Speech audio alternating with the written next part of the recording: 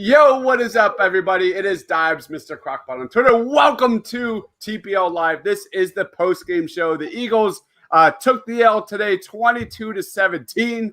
Today, we are doing a quick takeaway show, our top reactions. Joining me today is my man, Dylan. You know him on Twitter at DylanJD98. What's up, Dylan? What's up, Dibes? Long time no see. A lot of depression and anger. That's what's up. Oh, man. All right. So also joining us today is my man, Matt McGinty. You know him on Twitter at Matt_McGinty, part of the Faithful Fanatics. Follow them on Twitter at FaithfulFans2. What up, Matt? Oh, it was great. It was a great start to this Sunday, man. It really was. Oh, man. Everything hurts. Everything hurts. Also joining us today is my man, Justin. My man has been killing it with the painted lines over the last few days. You know, back-to-back pods. Follow him on Twitter at J_Percassetti. What up, man? I thought today was going to be a good day. Playing the Cleveland Browns. Myles Garrett was out. Thought it was going to be good. All right. Well, Justin, you thought wrong. I did. I thought wrong. My prediction for this game was 24-17, and sure enough, the Eagles ended up losing 22-17. But how they lost was even worse than I could have ever imagined. Because Dylan, tell me the stats for Miles Sanders in the first half and second half. Miles Sanders in the first half got the ball 14 times for 62 yards. Out of the back and for the rushing attack. In the second half, he got 2 carries for 4 yards. 2 carries. If you're an Eagles fan and you have one takeaway from this entire show, it's that Doug Peterson's play calling is absolutely terrible. Jeffrey Lurie, if you are watching, it is time to let 2017 go. Please, for the love of God, just finally see what is the problem on this fucking football team. It's time to move on. Doug Peterson's play calling, Jim Schwartz. This team has never put together 4 quarters ever in like 2 years. And now we're seeing this team completely fall apart from a fundamental basis. They're undisciplined. You see them make mistakes countless times over and over again. You finally see something, whether it's on offense or defense, put something together, and it's the fundamental problems. It's the technical problems that have continued to hurt this team over and over again. And you're up, Dylan. Oh, I'm sorry. I was watching the Colts and the Packers. I forgot what it's like to watch a real football game. Yeah. Look, for everyone out there, and I'm going to start out by saying this, and I don't want to talk about it anymore, okay? Number 11 was bad today. Number 11's been bad since the Thursday night game against the Giants. That was his last good performance. But if you sit here and watch the game today and watch last week in the Dallas game, and that's your takeaway, is that this team would compete and be a good team with another quarterback or with Jalen Hurts, dude, something's not clicking up here, okay? Like you need to watch it on a more serious level, because that's the easy narrative, right? It's okay. Team doesn't look good, quarterback struggling. That's the issue, right? It's easy. But when you watch them week in and week out, and you notice the play calling, and Dobbs, you started with the best point. 14 carries for over 60 yards in the first half. 2 carries in the second half. Dominating the ground game. That's like something you have to try to do. Like, you almost have to try to only give him 2 carries. Like, you don't just forget. Like, Doug Peterson. Look, you don't have to move on from Doug Peterson. He's pissing me off more and more every week. You don't have to move on from him. But what you need to do is take away his play calling duties, because it is absolutely atrocious every single week. Carson Wentz didn't get out of the pocket more than like 3 times today. And when he did, it was because he had to do it to escape pressure and make a play with his legs, not a designed rollout. Mm-hmm. So And I will say this. I will say, typically in the NFL, when you're coming from behind, you don't run the ball as much. Usually you pass it more. But I don't think that can be an excuse this game. Most of the game, we were down by 7. 7. That does not mean, like, 7 points does not mean you stop running the ball. It doesn't. And this game, we had every opportunity to run the ball more. And with Carson Wentz's struggles, you'd think we would. Or, Justin, This is one of also those. getting dives out there to you guys too. The up-tempo pace, like what you were seeing on the first drive, the Yeah. last drive, I know like you guys were checked out and a lot of people didn't care. I didn't really care either. But he threw a touchdown pass to Dallas Goedert on the last drive. They moved the ball right down the field. I get it. You could say the Browns were just, sitting, whatever. But that whole drive was up-tempo. It worked. Clearly when Carson Wentz is better. Carson Wentz That's is what makes better. you go crazy. And what makes you go crazy is when they run up tempo, and then when they commit to the run, it works over and over and over again. Let me tell you when I knew this game wasn't going to go our way. You run the ball down Cleveland's throats, the first possession for 75 yards to inside their 5-yard line. Miles Sanders fumbles. Okay, it worked. You only threw 1 pass out of 6 or 7 plays that drive. Yeah. Your defense gets a goal line stand. You run a QB sneak, and you cross midfield. You got to like Cleveland's 40 or whatever without running the ball. Once I saw that, and I know Carson had success, so it's like, oh, well, like the pass was working that drive until the pick 6. Okay, fine. But you ran it down their throats for 6 plays in the first 5 minutes, and you completely abandon it the next drive. Like I look back, we were doing a live stream of this game, and like when I saw Miles Sanders, he had 5 carries in that first drive and just looked terrific. Same as he did versus the Giants, minus the couple drops. And during that, we were going crazy. We were saying, "Oh my God, Doug figured it out. He gets it now. He gets it. They're gonna run the ball. They're gonna run it down their throats. It's going great." Next drive comes up, Carson Wentz, QB sneak, and that's it. That's as much running as you see that drive. All right, Matt, what's your take from this game? Yeah, we're pretty much at a broken record after pretty much every single Eagles game. How bad Doug is with just not running the ball. And this city just has like such a big problem with trying to stick to like nostalgia and what won you in the past. And it's just like you said, time to move on from 2017. 2017 was awesome. We won the Super Bowl, but man, this whole roster just needs to move on. The Alshon Jeffrey has to go. The same defensive guys that are still here have to go. It's time to flip the chapter and move on. And this city just does such a bad job of doing that. No, and I also hate, like, look, this comment made me think of it. I hate how divided our fan base is over a quarterback who has the potential, like you saw it a few years ago, who has the potential at the end of last year to be one of the best a top 5 quarterback in the league. And it's so divided because just the people that don't like him, it's like, okay, that's what I had to stick with. Like this comment right here by Justin Shields. Carson Wentz has played terrible. You're right, Justin. You're right. He hasn't played good. But you watch, like, the Travis Fulgham throw, I see it into the end zone that was first picked off and then overruled because it hit the ground. You guys do realize Travis Fulgham had position. It was a jump ball one-on-one. When he threw a jump ball to Travis Fulgham against the Steelers and it worked, you guys loved it. But now because it didn't work, it's a terrible pass. What's the name? The pick 6, he got hit.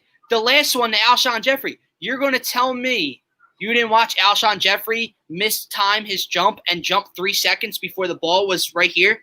Like if he jumps when he's supposed to, the ball's right here in his hands, right at his face. He jumps too early, lands back on the ground. I'm not even. Here we go. Ignore that, please. No. We're not going there. Can't go. All right. Yeah. So I mean, the point is when Carson Wentz doesn't turn over the ball, the Eagles are 13-2. But you have a coach, a head coach, a coach that is making the play calls, putting him in literally the worst position possible. When do you see him roll out of the pocket ever?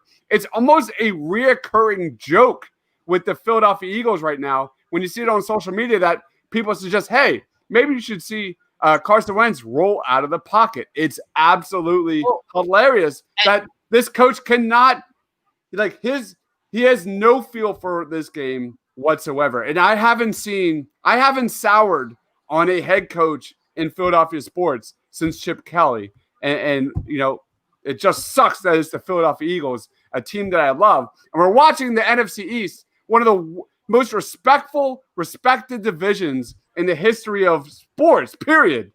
Great defense, run the ball down your throat, a tradition of, you know, just great sports, and it's just falling apart. It's crumbling. The tower is crumbling. I want to throw it to Justin or Matt because they haven't had their turn yet. Sorry. Justin, you're up. I'm going to be honest, and I know we kind of hit on this about we got to get out of the 2017 mindset. Think about our offensive line and how old our offensive line has been for the past, 3 years probably. The fact that, and I know we tried to move on and get Dillard, and we tried to move on from Jason Peters and everything like that, but the fact that we cannot stay healthy and we cannot keep a foundation right there has been affecting our offense for 3 years. Since the Super Bowl, we have not had a healthy offensive line for probably like even 3 games out of a season. Can I take that up a notch though? Like, I want to take that up a notch and say that is also on Doug Peterson to not recognize that. Oh my gosh, I'm drawing a blank. Brain fart. Left tackle Jordan Mailata has been playing his ass off and decided to put Jason Peters in this game, who has looked like garbage. So I just wanted to make that note that just another example of Doug Peterson having zero clue what's happening on the field.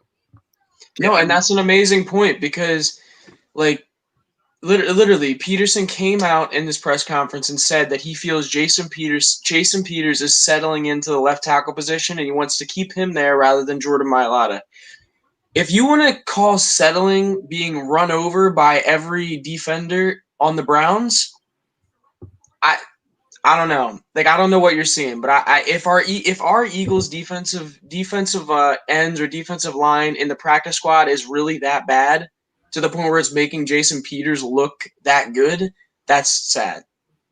I think the main video, the main highlight from this loss will be that one that Dylan showed us where Jason Peters is literally standing upright and not touching anybody. Like, he's literally just standing there. And that's going to be everywhere across the NFL and Philadelphia for the next week or week plus. Matt, anything you want to note on this game? No, just that it's time to just strip it down and just start over.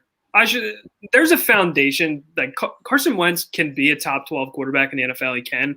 And Miles Sanders is good. And the young wide receivers look good too. Rager, Fulgham, Hightower, Ward, they all look decent, and it's something to build off of. But besides that, it's time to just, from the top to the bottom, just rip this stuff up and restart. I want to say one more thing regarding that.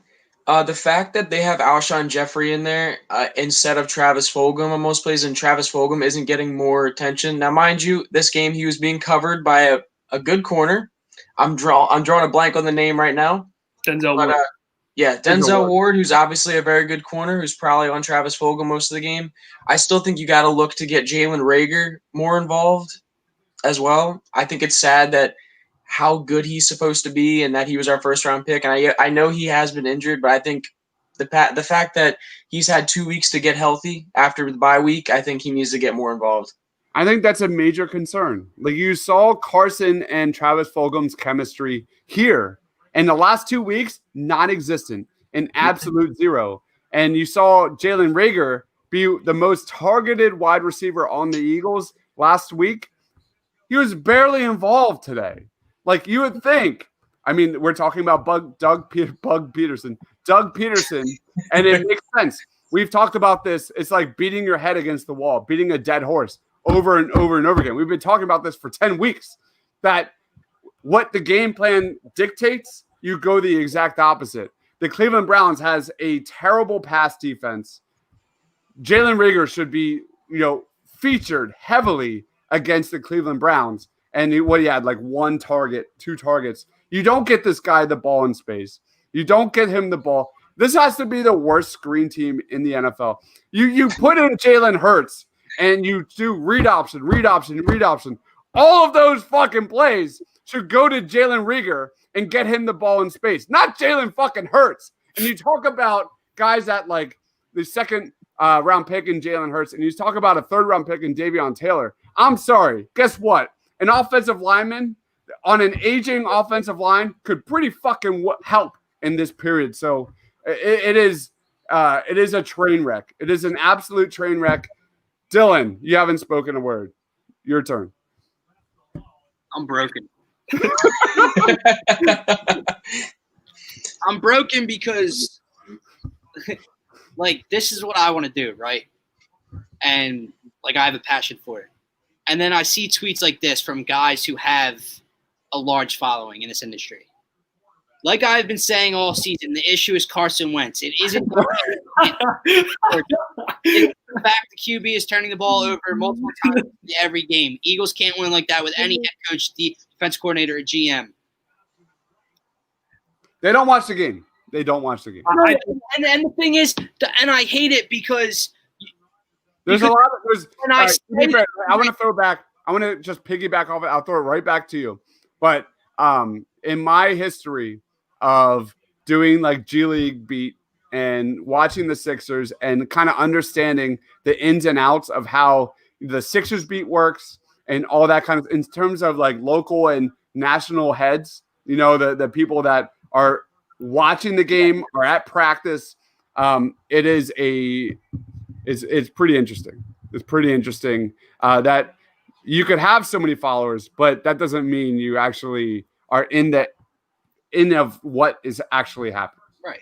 And I hate it too because I'm not like it's all gonna be, oh well, you love Carson, you can't knock Carson. What do you clearly don't listen to me because I week in and week out I tell you how bad, like he has not been good at all. The turnovers need to stop. Blah blah blah. Did he turn the ball over last week? No. Again, did they win last week? No. Oh, okay. So you can sit here and watch a head coach continue to say he's going to do something like Justin, you mentioned a press conference earlier in the week when someone mentioned to him getting Carson out of the pocket. Mm-hmm. Oh, yeah, I think I can do more with that. You didn't draw it up one time, you asshole. I'm so I can't. Swanky 32. If I could block you right now, I would block you. Like, I can't. For some reason, it won't let me. I can't. Just wanted to let you know, if it could, I would. I just wanted you to know that because I think it's either Gint or Dive's burner account that's from, like, they're using it right now just to piss me off. Why do you always go to that, man? How many burner accounts do you got? I said Gint, too. First of all, I just want to say one thing. Swanky 32, get a new username because that's something Gint would come up with. But the fact that you can watch it and just not see that there's more. Jalen Hurts fixes nothing. It fixes nothing. That's an excuse. And by the way, neither does Nick Foles. For anybody out there who's going to say, don't even say his name. Nick Foles. All right. Let's throw it to Justin or Matt, and then we'll get into one last question. Anything you want to say on this game?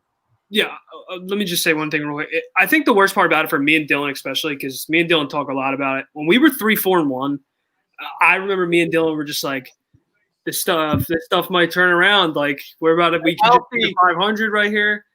And then we were just these last 2 weeks bombarded with some of the worst football we've probably witnessed. I mean, we're only 22 years old, but in the 22 years I lived, this is probably some of the worst football I've ever seen the Eagles play. So I think that's where me and Dylan kind of stand.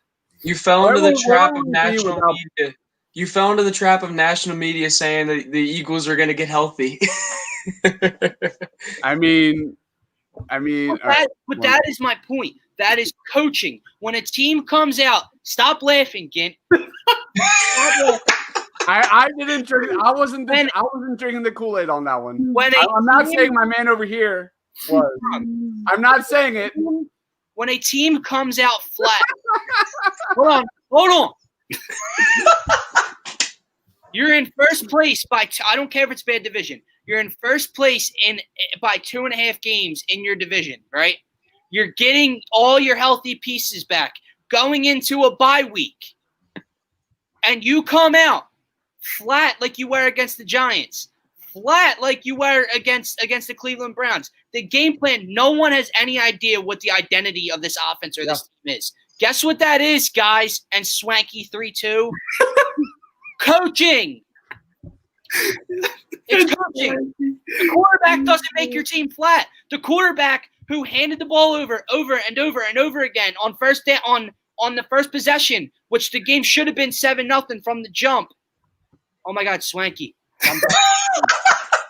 I'm arguing. Do you understand the sickness I have as an Eagles fan? I'm arguing with a guy named Swanky.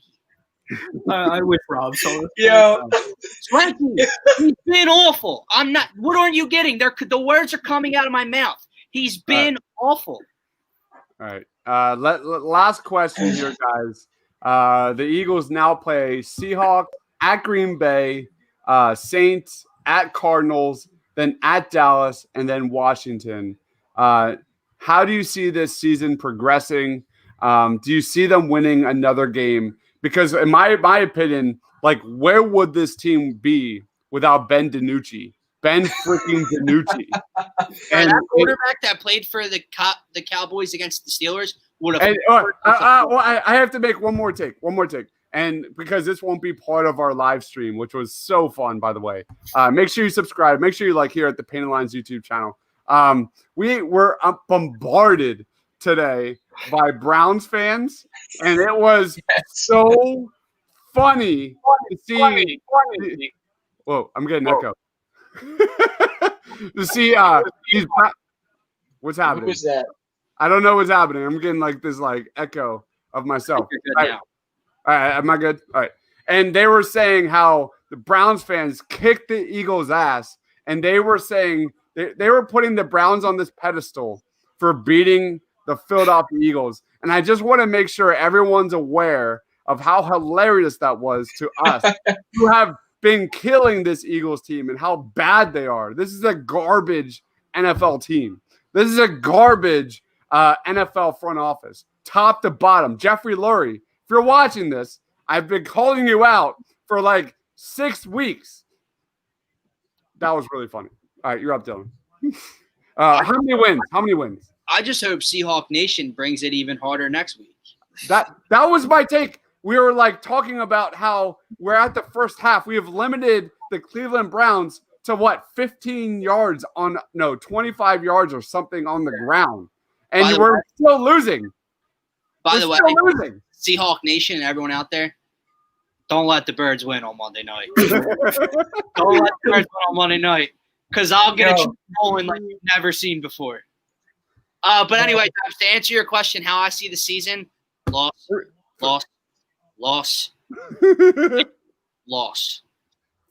So four wins? They'll beat the Cowboys. 4 wins total. What about you, Justin?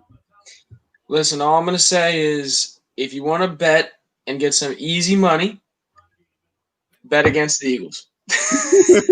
I think you say that, but as an Eagles fan, once you do that, no, I know exactly, and that's what's so hard about this is like it's so tough because the Eagles have been so consistently inconsistent, and I think that's the best thing you can say about them. They've been consistently inconsistent, and it's one of the most frustrating things in the world. It's like death, taxes, and the offense showing up and the defense not, or the defense showing up and the offense not. That is the Eagle. That has been the Eagles' MO for the last 2 years. You're up, Matt. Yeah, I'll give them 2 wins, but it's not going to be enough. I thought we were going to win this division, but I don't see it now. Hey, we're still in first place. I do want to say this real quick. Let's think about next week. Watch out for DK Metcalf. You know, J.J. Arcega-Whiteside won't make the field, but DK will just be getting 3 touchdowns on us probably. Yep. All right, let's end with plugs. You're up, Dylan. Faithful Fanatics podcast. I think we'll be going this week on Wednesday at 5:30. That is tutty. Follow us on Twitter at FaithfulFans2. Me, Gint, and our two other co-hosts, George and Snap. I'm sure we'll be ripping the Eagles and just talking Sixers draft and free agency so far.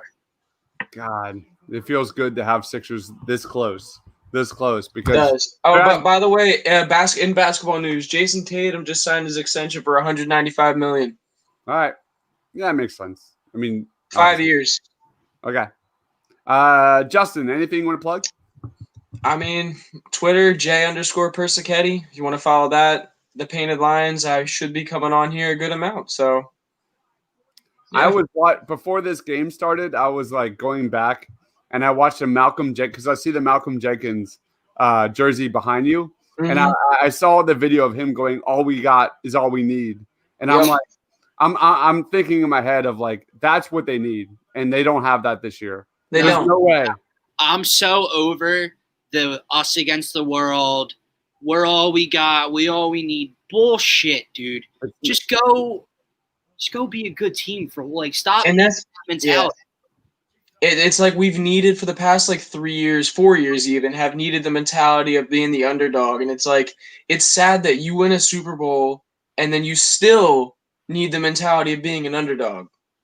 Yep. Like you have a quarterback that was supposed to be a top 5 quarterback in the league, and you still are the underdog. It's just it's amazing to me. Yep. You play with fire too long, you're gonna get burned. You're up, Matt. What do you want to plug? Just Matt_McGinty on Twitter, Faithful Fans too, like Dylan said, and on TeePublic, Faithful Fanatics merch. I'll plug it because Dylan forgot to. All right. This is TPL Live. Thank you, everyone here, for joining the Painted Lines YouTube channel. Hit that like button. Hit that subscribe button. Make sure you follow the Faithful Fanatics podcast at Faithful Fans 2. Follow my man Justin and Dylan and Matt. For everyone here, thanks for watching, guys. See you next time.